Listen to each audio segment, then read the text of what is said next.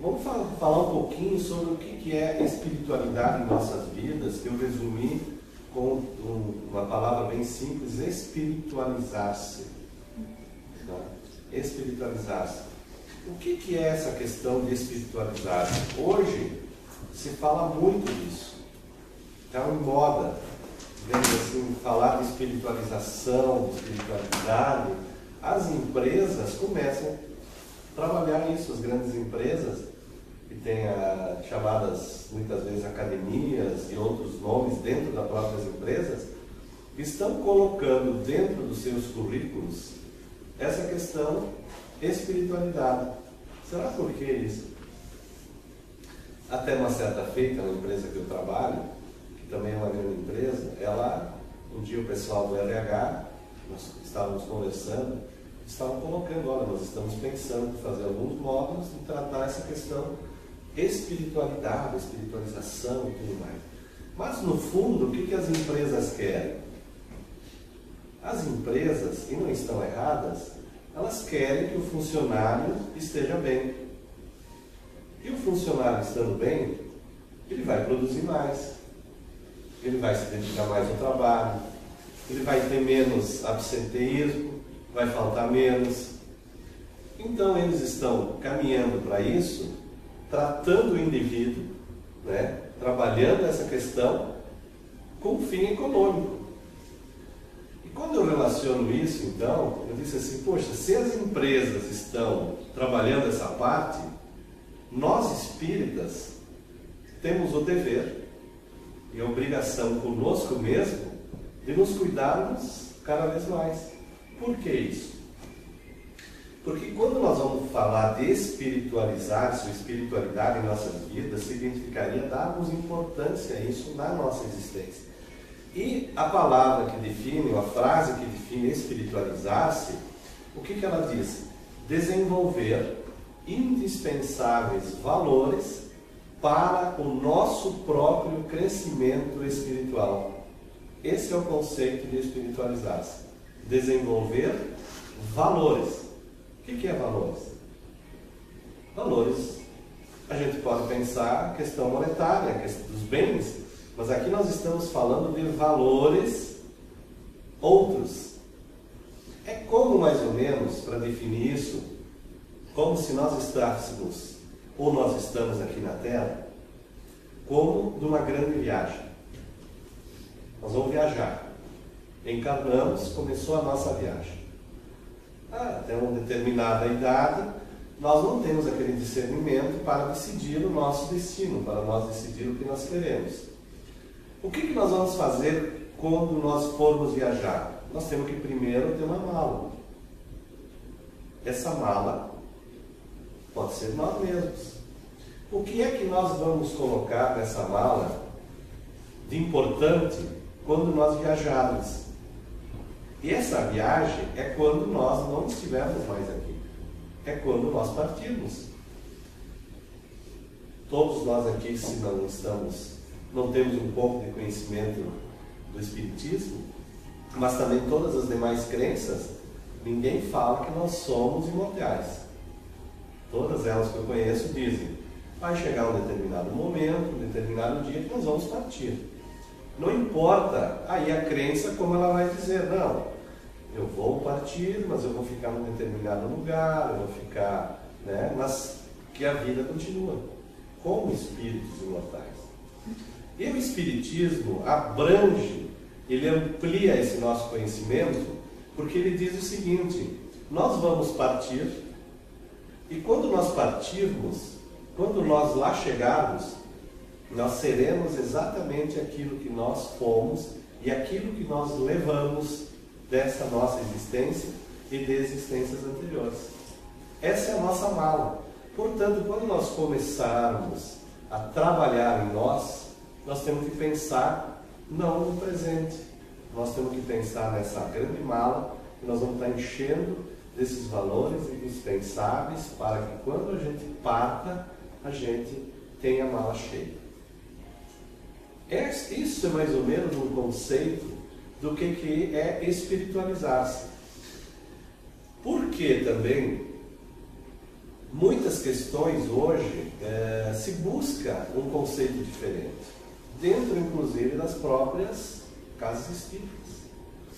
Nós em Farroupilha realizamos um trabalho, que eu vou aproveitar até para divulgar, que é atendimento a dependentes químicos e codependentes. É um trabalho que nas casas não se fazia. Mas é um trabalho, é uma epidemia isso, né? Das drogas, do crack, isso falando das drogas ilícitas. Mas tem uma droga que é lícita, mas é muito mais devastadora do que as demais, e que nós não falamos, que é o álcool. Ela é muito pior, ela mata mais, ela desagrega mais as famílias, ela prejudica o indivíduo da mesma forma, e nós achamos que isso é lícito. Inclusive as campanhas televisivas são maciças em cima do consumo do álcool, do prazer, nos passando uma imagem ilusória disso. Então nós temos um trabalho que foi idealizado por um médico psiquiatra, uma equipe de Santo Anjo, que é o Dr. Edson Cardoso, médico psiquiatra, que começa a introduzir, então, dentro das casas espíritas, dentro do espiritismo, uma visão do tratamento com dependentes químicos e codependentes, baseado nos 12 princípios dos Alcoólicos Anônimos, que alguns de vocês acho que conhecem, também dos Narcóticos Anônimos, e agrega-se a isso esse trabalho junto com a doutrina espírita. Então se trabalha os conceitos e tem todo um trabalho que nós realizamos nas terças-feiras, todas as terças-feiras, às 19h30. Isso começa com o codependente. O codependente é aquele que está envolvido nessa situação. Mas quando nós nos aprofundarmos, nós ficamos 2 anos estudando esse projeto, esse programa, e nós não somos psicólogos, não somos médicos, lá só tem trabalhador espírita, tem 2 professoras. Ele aprofunda e a gente vai ver que a essência de tudo isso, nós chegamos na questão espiritual,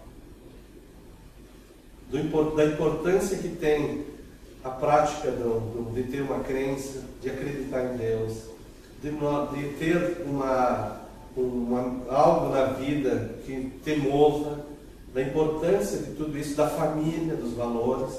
Então nós vamos chegando nisso nos valores. Então são questões que abrangem a importância da espiritualidade, inclusive, porque nós temos a certeza, pela doutrina espírita, que quando nós estamos consumindo álcool, nós não estamos consumindo sozinhos.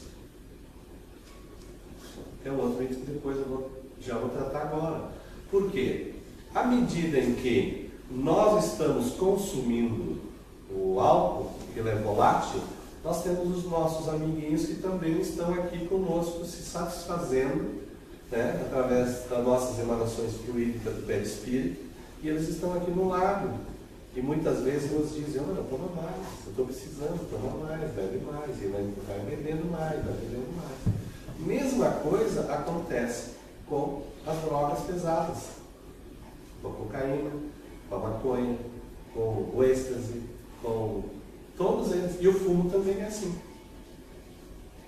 Então nós estamos em todos os momentos envolvidos por alguém, ou junto com alguém. Então, mas o essencial que nós vamos tratar um pouco mais aqui, então, é desenvolver valores para o nosso próprio crescimento espiritual. Isso é espiritualizar-se. Reconhecer também que nós vamos evoluindo gradativamente, através dos milênios, como espírito que nós somos, através da reencarnação. Nós não temos somente essa vida.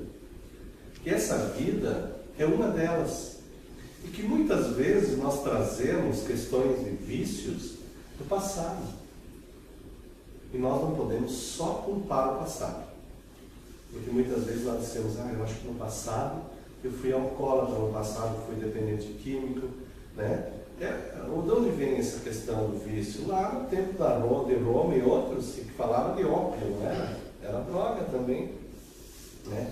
Então nós temos que pensar que nós somos espíritos imortais. Gradativamente, a cada reencarnação, nós vamos tendo essa oportunidade de estar aqui colocando valores dentro da nossa mala.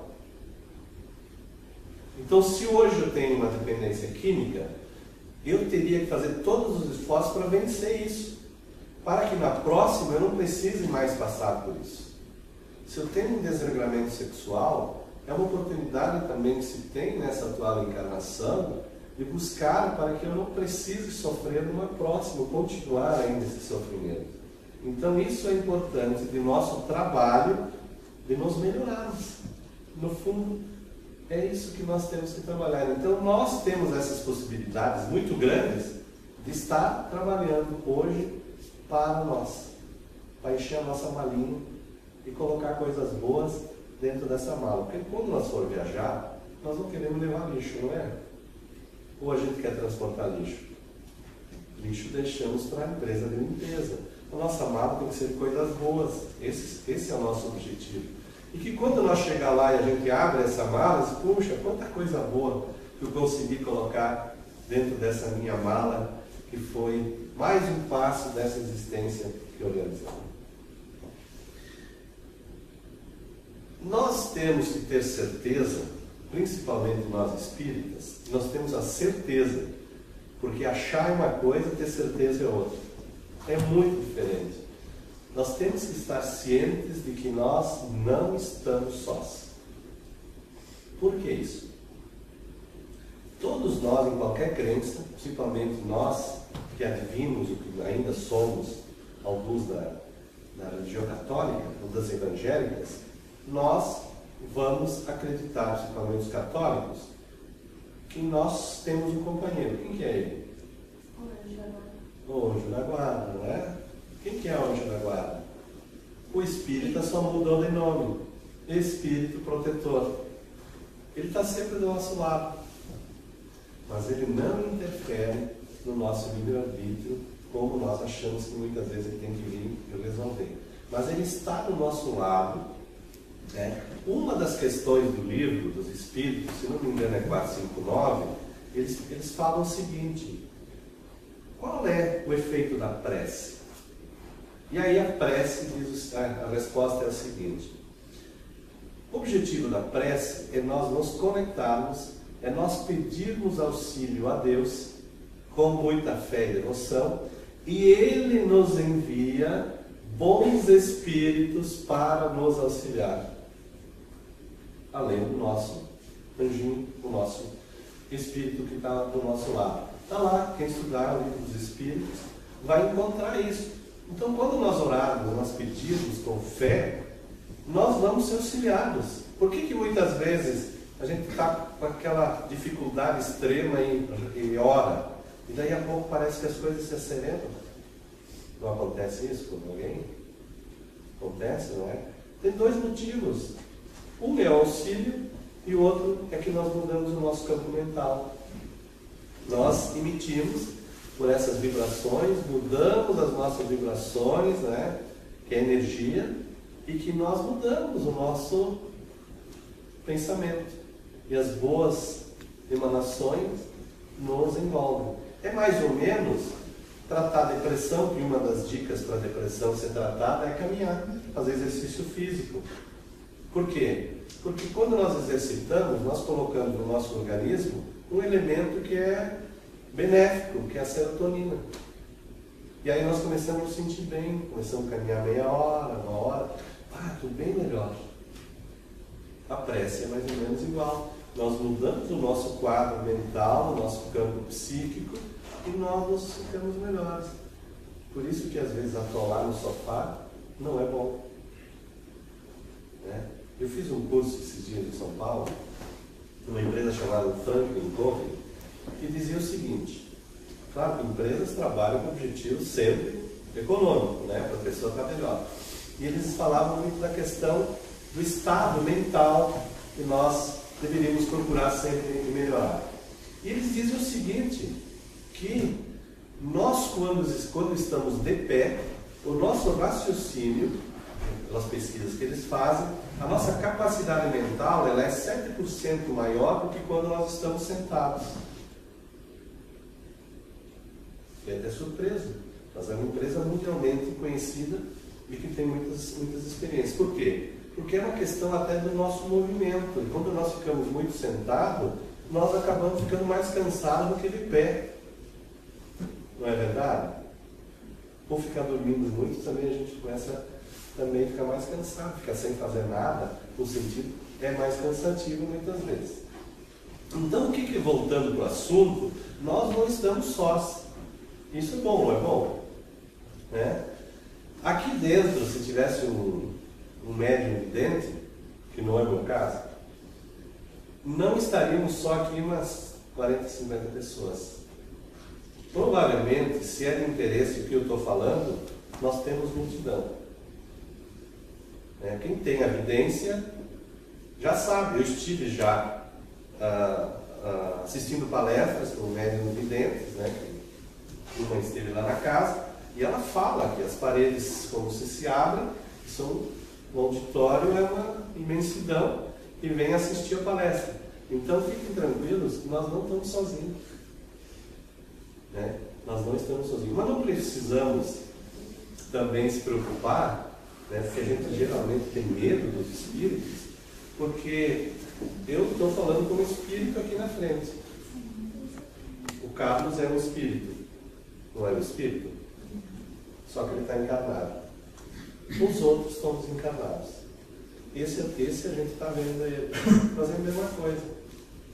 Ele só, nós podemos ver centenas. Então, para ver essa importância que nós temos. Uma outra importância que nós temos nessa questão da espiritualizar-se, é nós procurarmos sempre ser alegres. Alegria. Como diz, tá mal, não tá bom.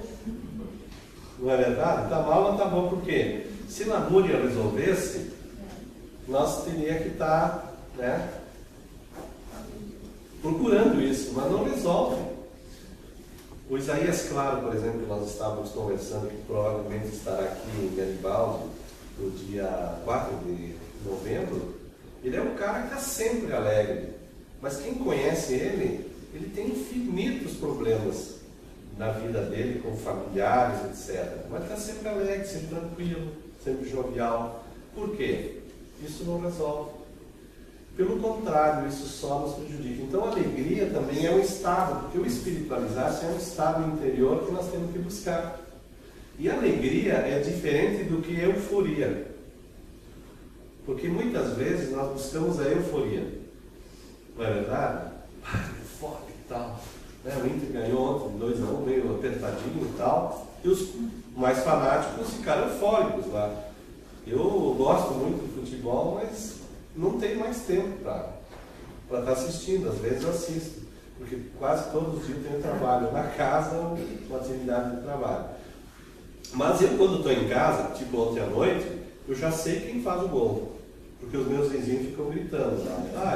Tal vizinho é colorado, tá vibrando o gol.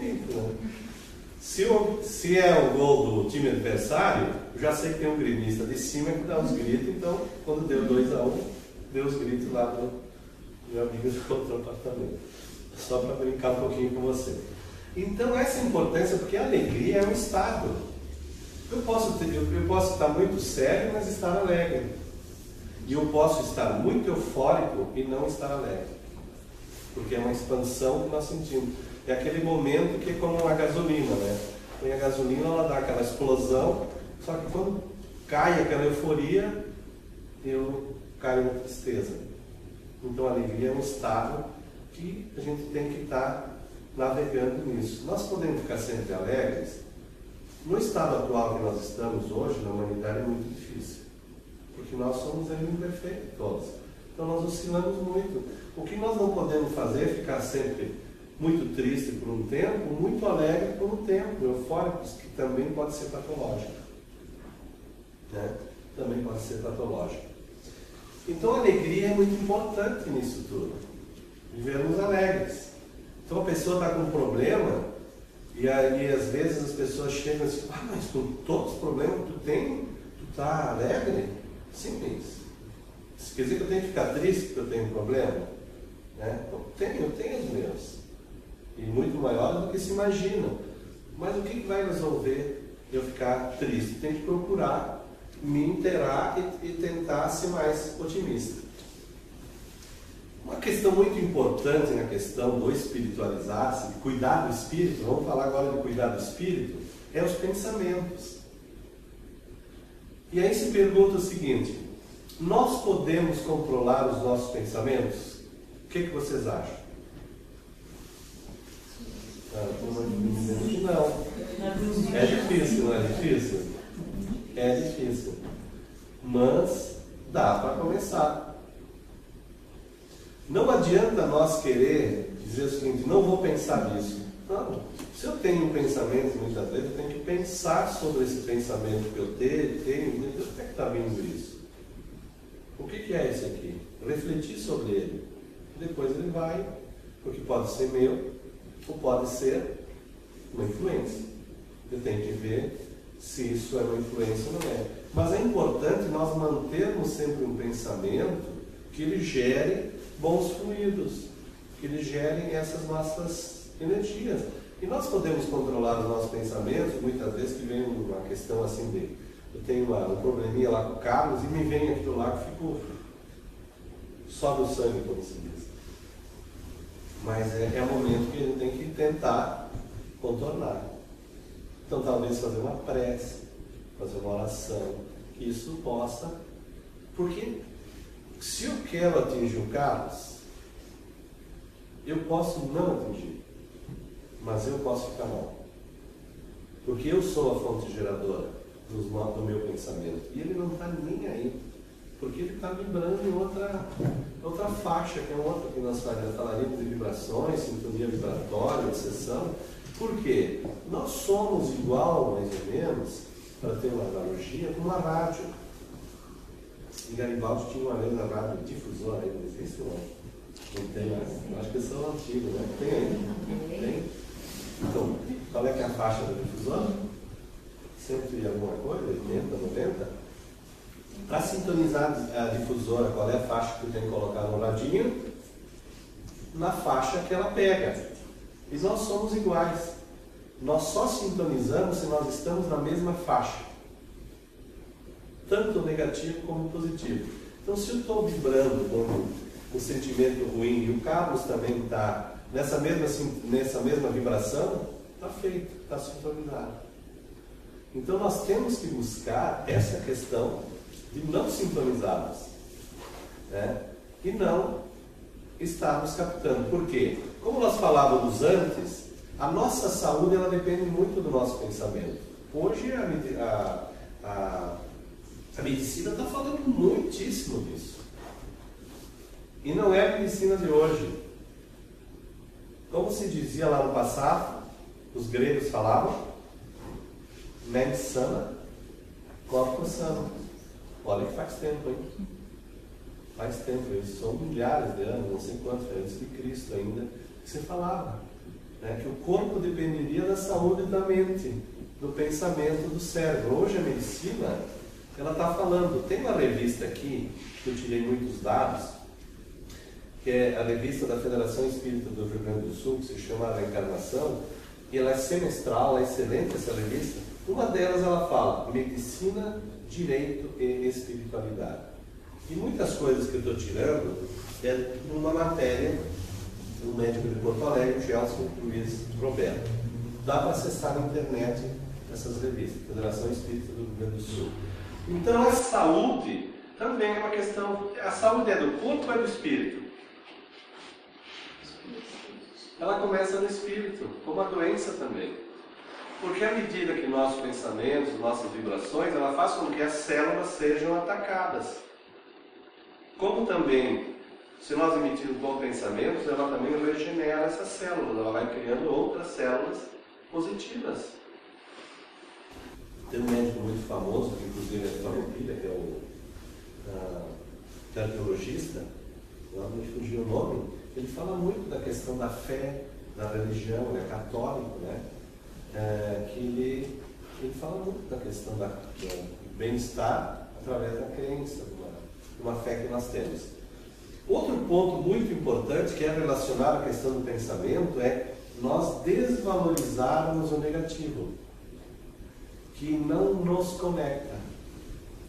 Porque o objetivo que nós temos é estar conectados, digamos assim, até com algo superior, com as energias boas, né? Com o universo, quando nós fizemos essa conexão, que nós estamos vibrando nessa direção. Então o negativismo, ele traz nessas reportagens, ele nos desconecta, ele nos tira do radinho, vai colocar lá para o Cidade Alerta, lá da SBT, que só fala de crime, de não sei o quê. Então nós estamos assistindo um programa daqueles, que sentimento que nós estamos vendo, emitindo, etc, etc. Né? É uma coisa interessante, que nós temos que cuidar disso. Muitas vezes, isso também me chamou muita atenção, nesse mesmo curso com colegas de trabalho, nós estávamos em 30 e poucas pessoas, o maior índice de pessoas que tinham dificuldades é de não conseguir dormir. Do sono. Quase a metade tem problemas de sono. E uma das questões do sono, tem N questões. É a nossa, muitas vezes, a nossa vida moderna, está conectado o tempo todo, com WhatsApp, Facebook, tem mais um monte de coisa. Na realidade, eu tenho um iPhone que eu ganhei, tem um monte de função esse meu iPhone, eu só uso duas, para ligar e para desligar. Né? Eu não sei porque que eu ganhei o iPhone. E assim é. Então nós vivemos hoje num momento que nós nunca estivemos tão conectados. Olha que nós estamos conectados.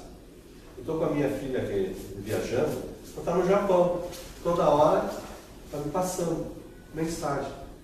O que ela está fazendo? Onde ela está andando? Parece que eu estou quase que com o GPS com ela. Nós vivemos nesse momento, e isso é um dos problemas que está surgindo, que a gente tem que se tocar, nunca estivemos tão conectados. Foi lá no Waze, vai em qualquer lugar que tu quiser, vai lá na direita, lá na esquerda, vai para frente, né? Não é assim? É uma facilidade, é uma maravilha, não é uma maravilha? Claro que é, tem que usar isso, mas tem que ver a dosagem dessas coisas. Não pode ficar 3 da manhã continuando respondendo no WhatsApp, como é que vai dormir? Estou dizendo que tem pessoas que talvez consigam, mas a grande maioria não. Ou está olhando o Facebook, está arrumando um monte de problema lá.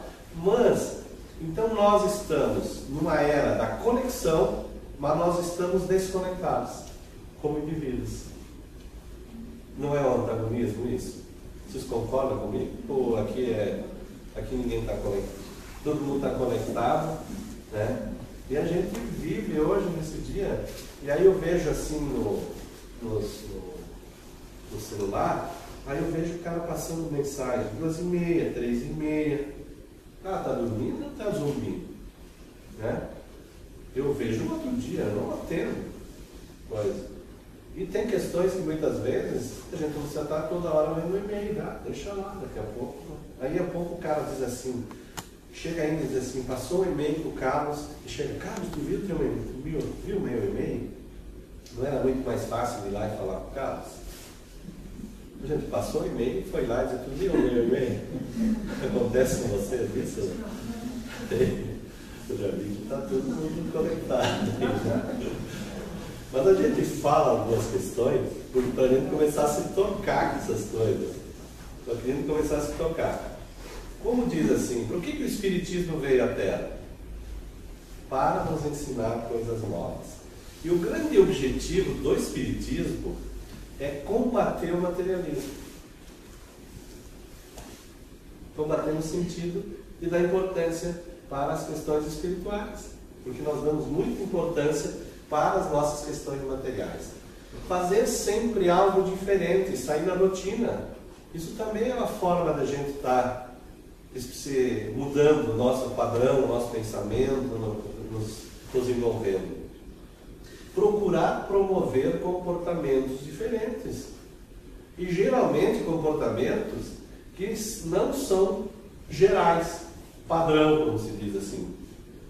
Tu não vai na festa lá no tal lugar, todo mundo vai, mas eu não vou. Eu tenho direito de fazer isso, não tenho. Mas só tu que não vai. Ué, eu posso escolher. Né?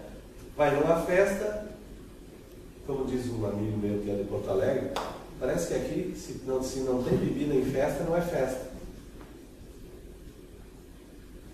Eu sou obrigado a beber quando eu vou na festa, mas tu não quer, uma cervejinha, tu não quer nada.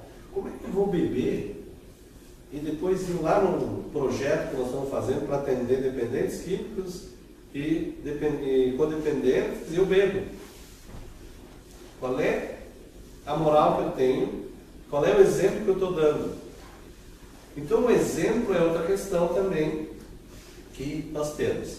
Outra questão que nos deve libertar para nos espiritualizar, buscar essas boas companhias, é nós nos perdoar. Como é difícil, né?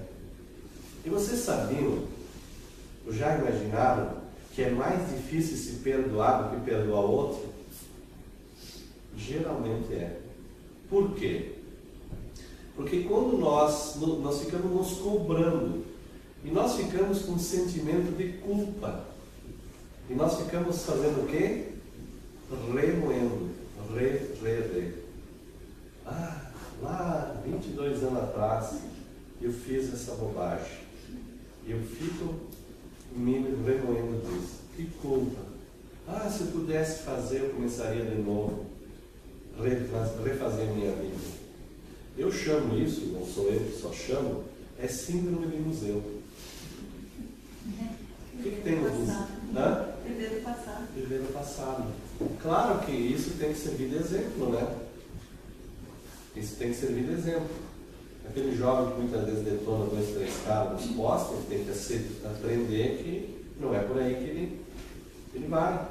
Mas ele tem que aprender. Mas ficar se remoendo, não se perdoar a si próprio, porque quem não se perdoa a si próprio é muito difícil que perdoa outro. A gente muitas vezes diz o seguinte, como é que a gente diz? Pede desculpa, né? Perdoar é bem diferente. O que é perdoar? É esquecer. Mas daí a pouco o cara está lembrando de novo, então a gente não perdoa. Então o perdão e a desculpa é bem diferente também. E o perdão é uma das coisas que liberta. E cá para nós, eu acho que já aconteceu com todo mundo. Tem coisas que às vezes a gente se segura, né?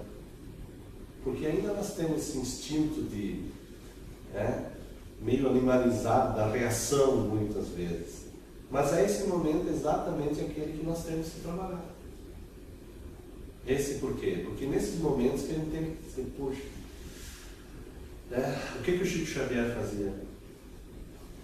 Quando alguém falava alguma coisa, antes dele responder, o que ele dizia? Toma um copo d'água, mas segura água na boca. Porque quando tiver água na boca, não fala. E às vezes a gente tem certas situações que é reação instantânea, e depois dizer assim, nossa, mas que bobagem que eu fiz, fiquei quieto. Daí tu fica lá, pensa 3 segundos, 4, a tua resposta é diferente. Por isso que dá para controlar o pensamento. Porque o pensamento é difícil de controlar, mas a ação é mais fácil. Porque tudo nasce do pensamento. Então, se nós começar a trancar a saída do pensamento, nós começamos também a trabalhar esse pensamento. Então, ele tem e dá para a gente começar a fazer isso. E uma delas é a gente pensar antes de falar. Porque nós podemos estar se remoendo lá por dentro, mas eu não tenho o direito de falar para o Carlos o que eu penso dele muitas vezes. Fica quieto, daqui a pouco as coisas se serenam. E isso é importante para que a gente tenha uma convivência melhor. Né? Vamos lá, porque senão nós vamos ficar aqui até 9h, né, Carlos? O objetivo não é esse, né? Mas, para nós, assim, entrarmos assim, por uma questão que nós vamos falar, nós vamos falar sobre uma questão que nos traz essa revista, que é sobre uma passagem evangélica, sobre o cego de Jericó. Me permite que eu vou ler, porque eu não sou muito bom para estar gravando, e também de nós colocarmos essa questão. O que ele quer dizer, nos trazendo para os dias atuais, essa passagem do cego de Jericó? Quem é que era o cego de Jericó? O cego de Jericó era um cara chamado Bartimeu, né? E que um dia Jesus, chegando à cidade, ele nos narra o seguinte: as narrativas nos falam que estava sentado à beira da estrada um cego mendigo, chamado Bartimeu. No momento em que Jesus passava pelas cercanias da cidade de Jericó, por isso que é chamado cego de Jericó, acompanhado por seus discípulos e de uma grande multidão, né, relata Lucas, o evangelista, que ao ouvir o barulho da multidão, que ele era cego, se aproximando e informando que Jesus estava passando, o cego pôs-se a gritar, implorando, né, misericórdia. Os populares que iam à frente, irritados com a insistência do mendigo, tentaram impedi-lo, recomendando que se calasse. Mas ele, porém, continuava insistindo, gritando cada vez mais. Jesus ouve-lhe a súplica, se aproxima e indaga com amor: que queres, Bartimeu, que eu te faça? À frente do magnânimo dispensador dos bens divinos, recebendo liberdade tão ampla, o pedinte sincero respondeu apenas isso: Senhor, eu quero somente ver. E Jesus, ordenando, imediatamente tornou-se a ver. Essa passagem, o Gilson Ruiz Roberto, ele faz uma analogia dizendo que o cego de Jericó, ele representa muitas vezes a nossa condição espiritual em que se encontra a humanidade. Uma humanidade imediatista. Somos imediatistas hoje? Queremos tudo para hoje? Não pode ser para amanhã? Tem que ser agora? E aí a ansiedade aparece, né? Então nós somos uma sociedade imediatista. Os jovens, quando estão no emprego, querem crescer rapidamente. Eu estou só comentando casos porque eu vivo nesse ambiente. E muitas vezes eles não têm condições, naquele momento, de serem promovidos. Mas querem ser, mesmo sem terem condições. E assim, são inúmeras situações que nós queremos é para o hoje, é para o hoje. Por isso que a história da comunicação tem que ser agora, não pode ser amanhã. Então nós somos, né, digamos assim, nós estamos quase com uma cegueira, como nos diz ele, sobre essa questão imediatistas. Também somos ou nos encontramos numa situação utilitarista, que nós também descartamos com muita facilidade. Tudo é descartável, até os relacionamentos. Muito superficial, sem profundidade, né? Sem profundidade. Quando eu comecei a ler isso, disse: poxa, eu acho que é bem momento, talvez muitos não estão, mas no geral, né, nós nos encontramos nessa situação. A gente descarta. Eu quero. E aí nós somos também consumistas, porque eu tenho o meu iPhone 5, quero o meu iPhone 6, que não sei para que é, mas quero ter o 6.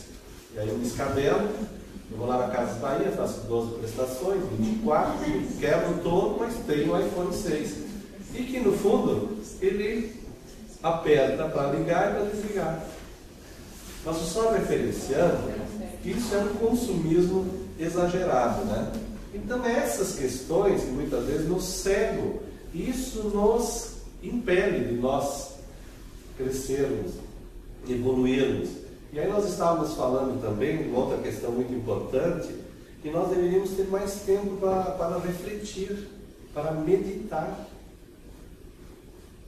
Nós não temos o hábito no mundo ocidental para a meditação. O que é meditar?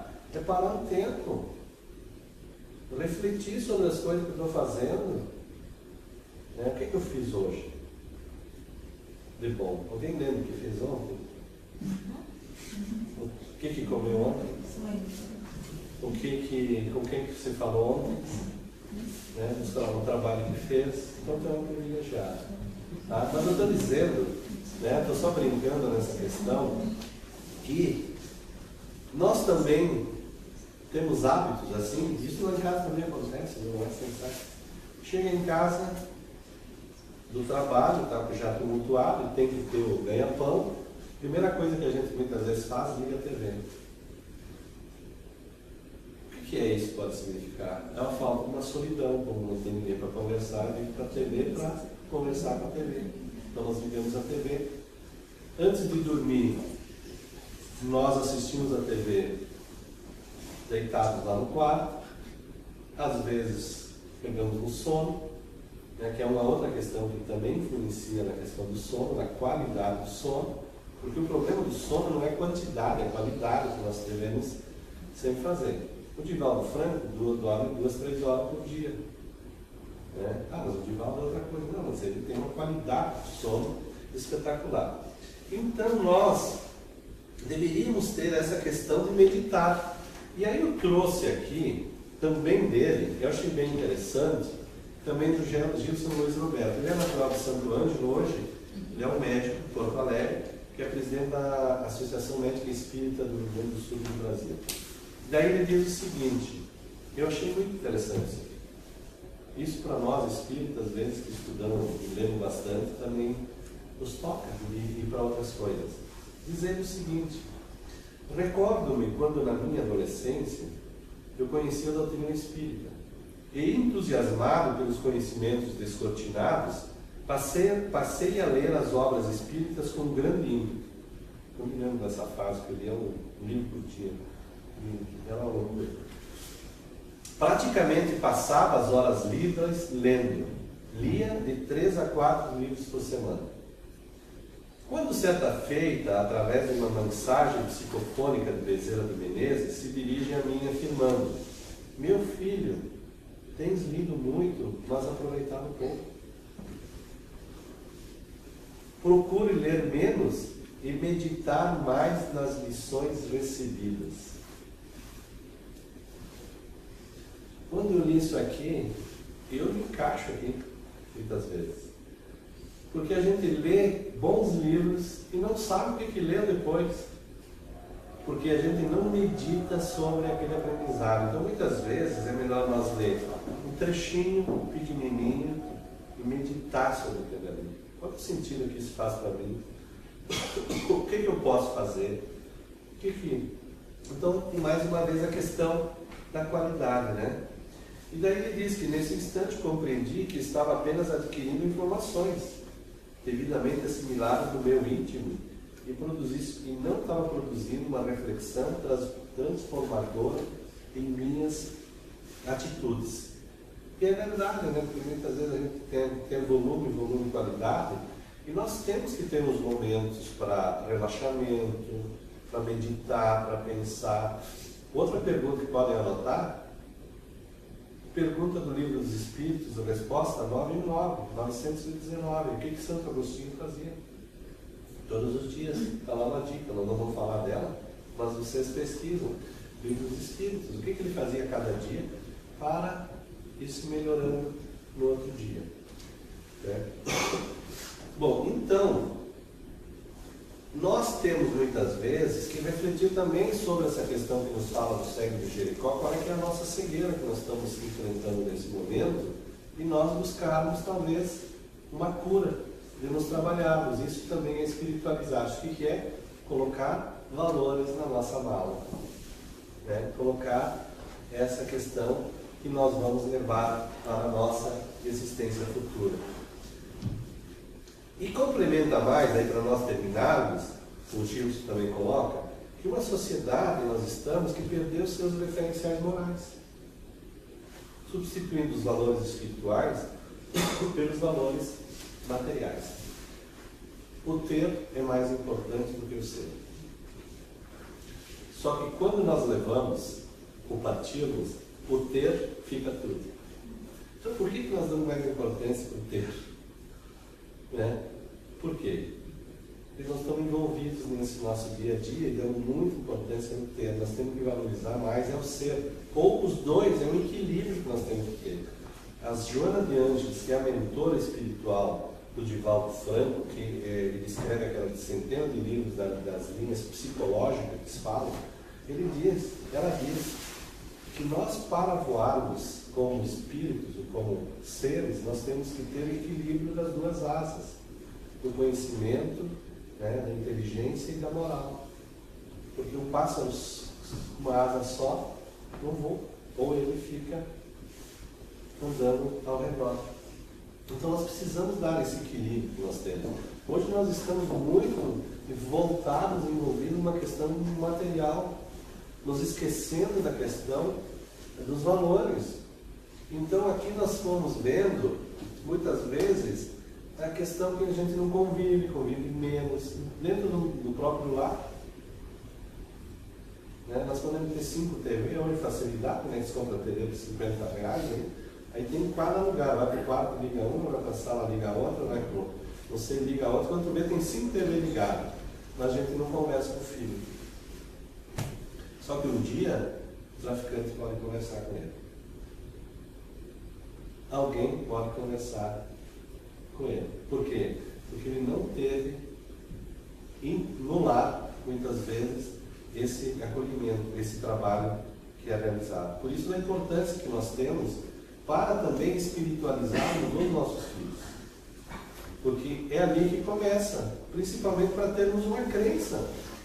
Se ouvem muito comumente hoje dizendo o seguinte: eu vou deixar, eu não vou dar nenhuma crença, uma religião para ele. Quando ele crescer, ele escolhe. Tá bom. Eu acredito de cada um. Pensa o seguinte: então por que tu escolheu o colégio para ele? Não foi tu que escolheu? Por que tu escolheu o colégio melhor? Porque eu quero o melhor para ele. Então por que tu não leva ele para uma igreja, para uma crença também? Os valores morais. Isso ele tem liberdade de escolher? A outra ele não tem? Então são esses paradoxos que muitas vezes a gente tem que falar. Né?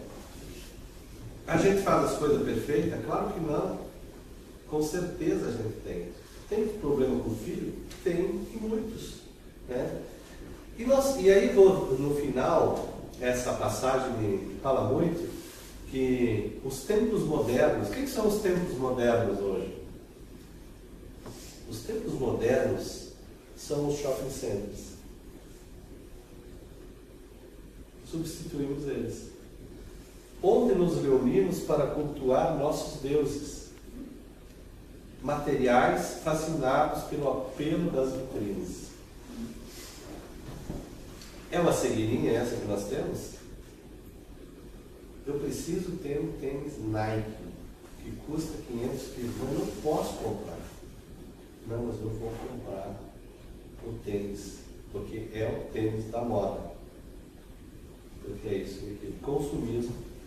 Então nós trocamos isso, é só para ter uma simbologia, porque o shopping center é o símbolo do capitalismo, né, que nós temos. Principalmente aqui a gente tem lojas menores, a gente tem os grandes shopping centers.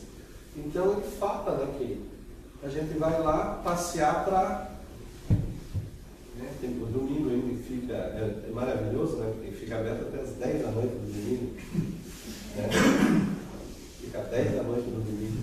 A pessoa que trabalha não pode se dedicar para a família e nós somos responsáveis que nós vamos lá e nos compramos. Né? Então esse complexo todo que acaba nos amarrando ali no ter, nessa questão do ter. E a gente vê muito hoje nas casas espíritas mesmo, que a pessoa vai quando ela não tem outro compromisso.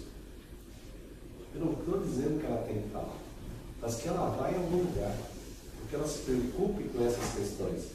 Porque geralmente, nos últimos recursos, ela procura essa ajuda.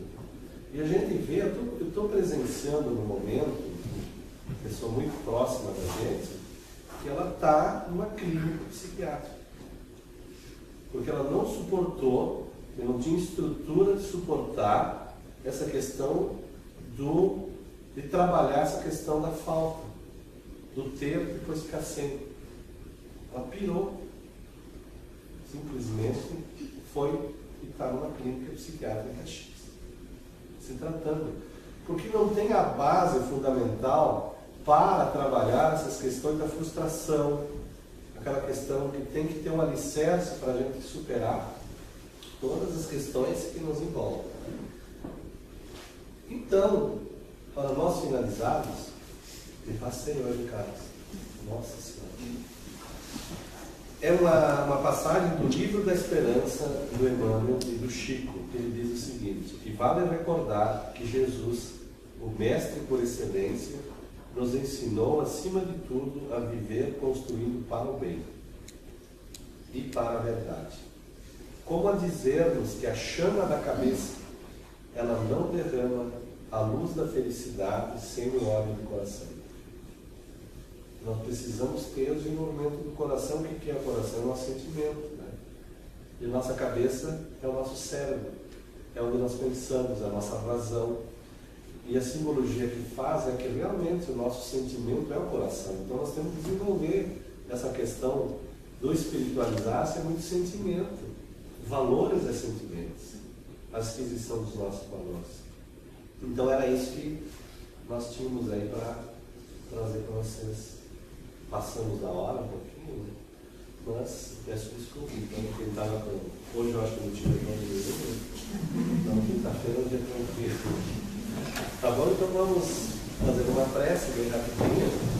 O que é a prece, né?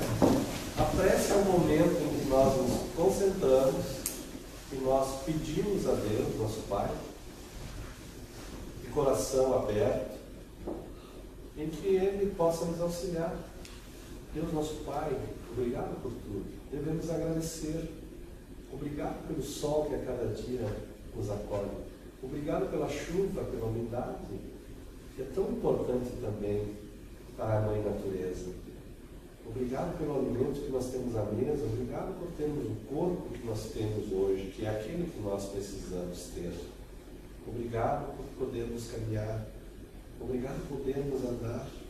E aqui está. Obrigado, Jesus, nosso Mestre, que de braços abertos, lá no Sermão da Montanha, nos acolheu, nos abraçou e nos deu a certeza de que nós não estamos sós. Quando nos disse: vinde a mim, todos vós, quando estiverem descansados, sobrecarregados, que eu aliviarei a todos. Que nós possamos ir a Ele, então, nesses momentos em que nós nos sentirmos fatigados, cansados, com certeza, Deus, nosso Pai, Jesus, nosso Mestre, os bons amigos espirituais do nosso anjo guardião, estarão ao nosso lado, nos amparando, para nos tornarmos a cada dia mais felizes. Esse é o objetivo das nossas existências aqui na Terra. Obrigado.